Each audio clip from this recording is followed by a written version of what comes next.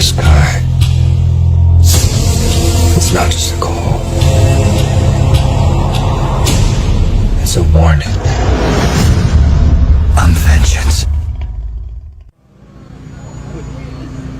You see, many events have happened in history that we look back at now and we realize we could have changed if things had been different. Isn't it very, very interesting that we are living in a time where such an event is happening now, and it is happening to a people in a country like China, whereby women are being raped, children are being separated from their families, organs are being harvested, people are being put into concentration camps. And did they think that we were just going to stand idly by? I want to tell the Chinese government and the Chinese Communist Party one thing. I want to tell you directly, you may be able to manipulate governments, but you cannot manipulate the millions of Muslims around the world. Did you think that you are going to have a minority group in your country persecute them in the way that you are persecuting them, deal with them in the way that you are dealing with them, and that we were not going to get involved? Do you think that if you start war, if you start a war with the Uyghurs, that you have not started a war with the Muslims? I tell the Chinese today, with all vehemency and all vigor, you have started a war with the Muslims, and we will not live or die until we become victorious in this war. Look at them now. Look at them looking at me. What are you looking at?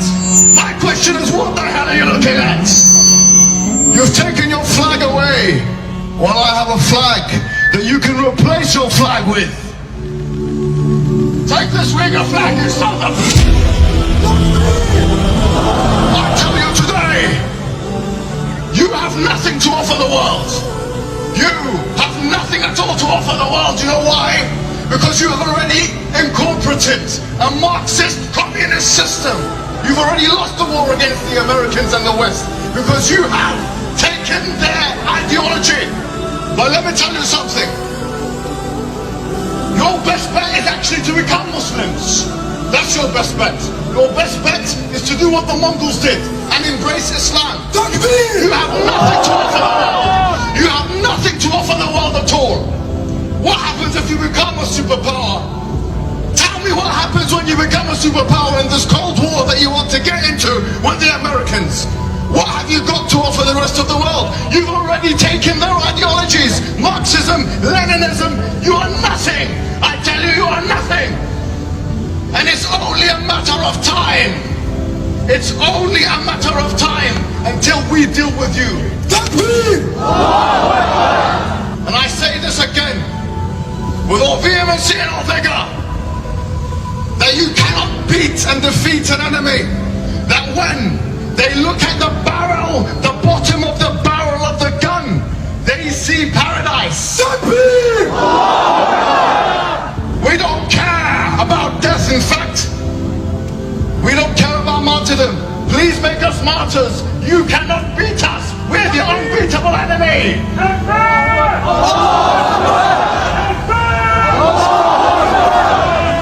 You should actually learn from the Uyghurs. You should actually learn from them the purpose of life, to worship one God. You should learn from them not to worship statues.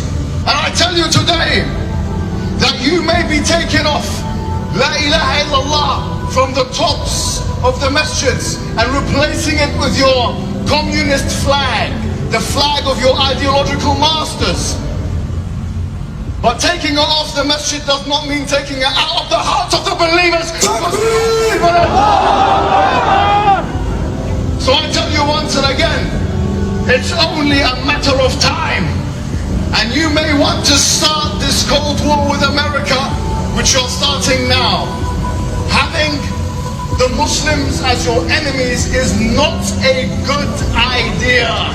And history, as it had in the past, with the Persians and the Romans and the Mongols and all of these, history will tell this story again, and you will be defeated under...